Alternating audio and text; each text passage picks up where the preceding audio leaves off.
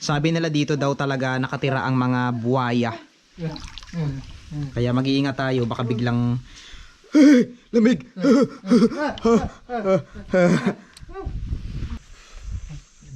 Parang sinimento. Tingnan mo, ang dami. Pumanin. May mga bantay. Ang dami nila. Alam mo yung lugar na to parang ano? Parang salvage area.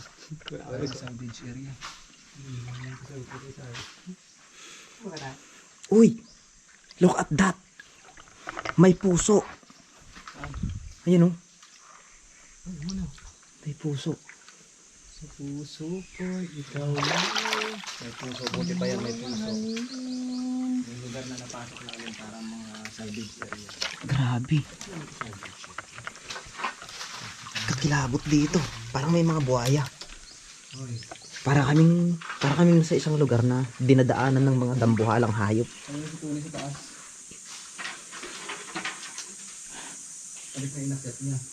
Malalim yung kalahe. Malalim to, malalim. Malalim kalahe. Oo. Makikita nyo. Malalim. Pero pagbabaw na siya ng pagbabaw. Wow. At aroy, ang dami dito mga kalahi. Tignan nyo. Tignan nyo. Nakakita na ba kayo na to? Anong hayop ba yan? Ay, putik!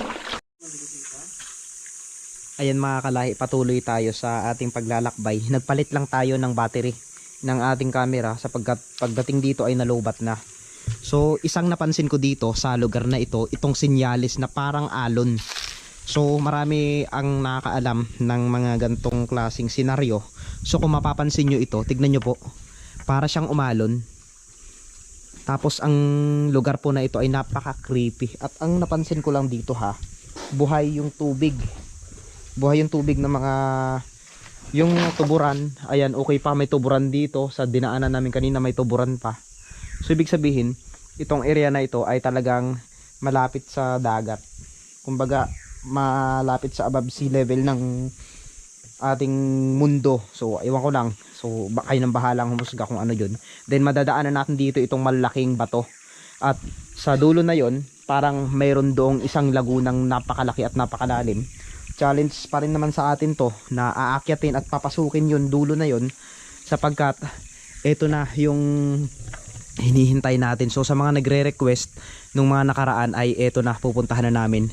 So I think itong area na ito, sa isa lang sa napansin ko ha mga kalahi, isa sa napansin ko dito ay parang binubuhusan din siya ng mga tubig.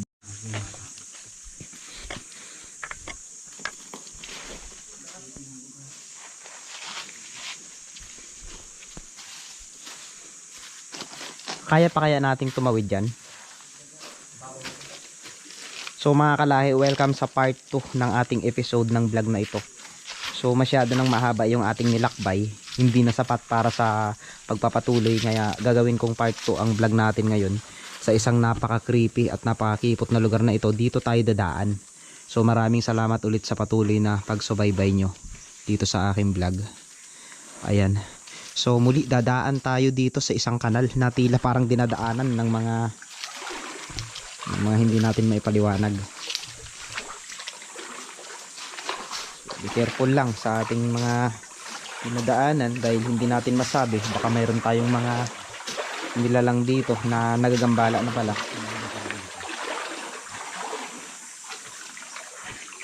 May lagusan dito. Ayan. Nagkakampulan sila. Season ng pagpaparami nila. Magpaparami yung mga gagamba. Pero kung first time mong makita itong mga ganitong gagamba. Ayan.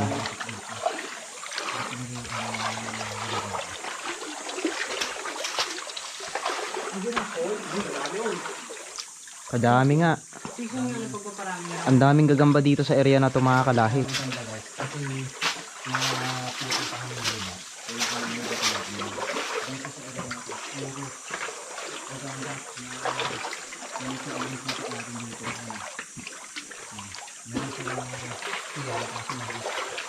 Falls din to oh.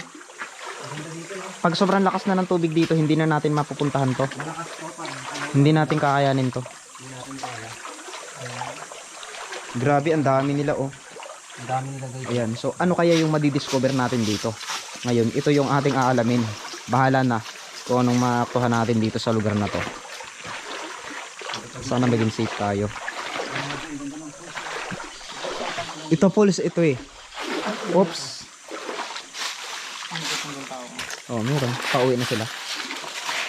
Ito falls ito. Oh, yan oh, yan. Grabe, hinahawakan mo. Ay, nagalaglagan. Nagatakbo. Aroy oh.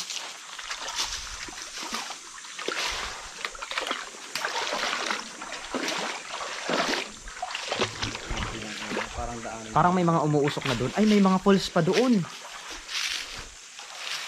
May mga falls pa dito.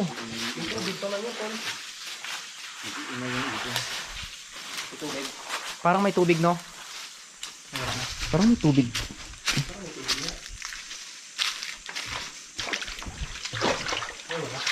Aray.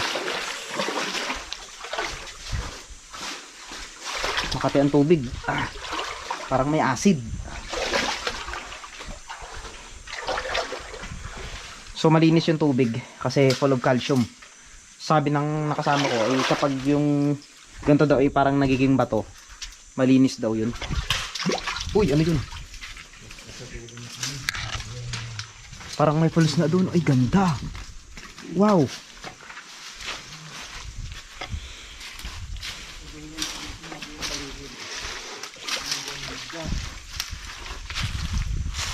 Nakakamangha dito. Ayun no, may falls doon mga kalahi oh. Grabe. Nakakamangha ha. So first time kong nakarating dito sa lugar na ito at namangha ako. Sana sa tag-ulan, mababalikan namin to at mapupuntahan namin. Yun yung pangarap ko sa lugar na ito, na marating ko ulit.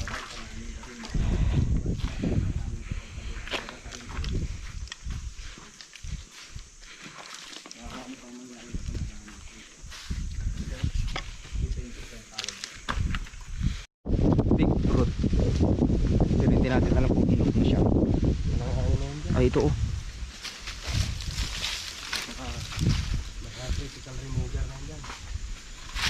Tabi-tabi lang po, pahingi lang po ng bunga nyo. So ito mga kalahi, kinakain po ito, pig fruit po yan. So hindi pa siya hinog. So kung mapapansin nyo naman, karamihan sa mga puno ay nasa mga sanga nila. Pero ito, kung mapapansin nyo, nandito sila oh. Nandito ang mga bunga nila. Parang critical na yung area na to. Hindi namin alam, parang may mga nakatingin na sa amin ditong mga tao.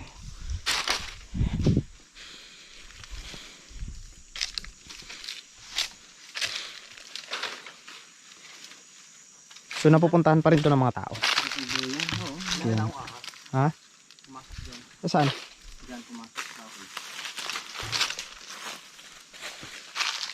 May Pilipinas, ganun.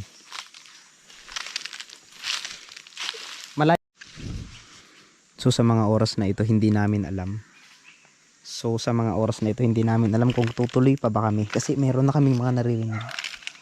Malalaking boses. Ayun, may mga tao. Kinakabahan ako kasi hindi namin kilala itong mga to.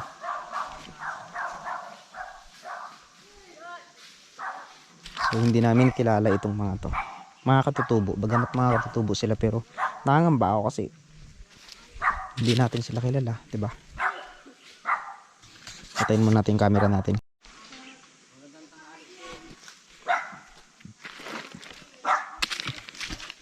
Tara.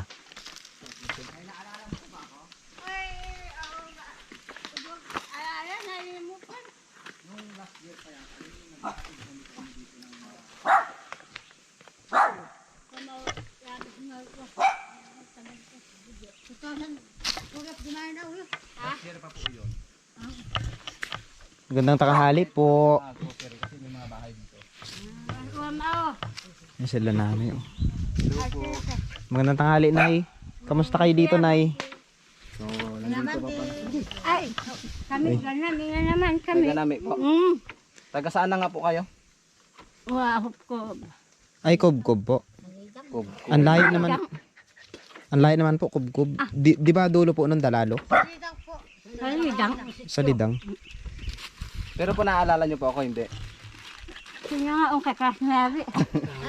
Nung last year po na may mga kasama kami dito na Anong niluluto mo, te? Nami. Wow. Ano po yan? Tanghalian nyo na. nananay. So, sana makabalik kami dito next week para may makapanood, mabigyan kayo uli ng grocery uli na yun. Salamat. Nagnanami po kayo dito. Ano po yung mga sasako nami? Nami yan. Nami. Ito yung pinaglalatagan nila kanina ng nami. Itong area na to. So mga kalahi, ayan. Yan mga kalahi, good morning. At nandito na nga tayo, nakarating na tayo sa ating destinasyon ngayong araw na ito. Bagamat napakalayo ang lugar na ito ay meron pa rin namang mga tao pa lang nakatira dito. So ang nakakalungkot lang sa nilayo-layo ng lugar na ito ay talagang ito yung kanilang unang ginagawa pag nanami. Bagamat napakatindi at napakatindi ng init ng araw ngayon dito sa Occidental Mindoro ay meron pa rin talaga silang ginagawa. So hindi katulad ng iba dyan na shout out sa mga kabataan dyan. Ayan, so tara. Ayan sila. Ano po itong ano nyo? Sili. Anong sili po ito? Sino lang natanim? Ah, dito lang po yan sa inyo naka ano. Ano po to sinay? Anong tawag dito? Ay, patani. Patani. Dala nyo. Doon nila sa Si tatay oh. Ang bait naman ng aso na to. Ang bait ng aso, di ba? Galit sa akin yan. Oh, di ba? Ano po ito? Ito po yung nami na rin na ano. Ano po yan? Ah, naibilad na po siya din inano na lang. Ganun. Tapos iluluto niyan po yung katulad ng ganun po. Ay, wow. Ang cute naman ang aso na to. Sama mag... O nga agi.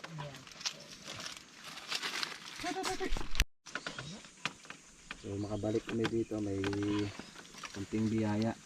Yung aso. Dapat hanapan mo yung kasama niya. Ang gusto ko dalawa. Pansain. Walang kasama ito. Nasa taas po. Babae ito.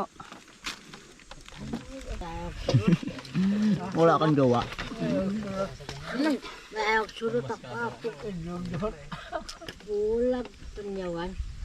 Nay, anong pangunahing pangangailangan nyo dito? Like, kasi Ayaw po. Okay lang po, malalim ang tubig. Wala namang nagmamahal sa amin. Ayaw. Ang sarap ng nami.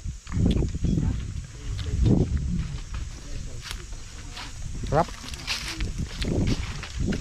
So yun, dahil doon pauwi na po kami.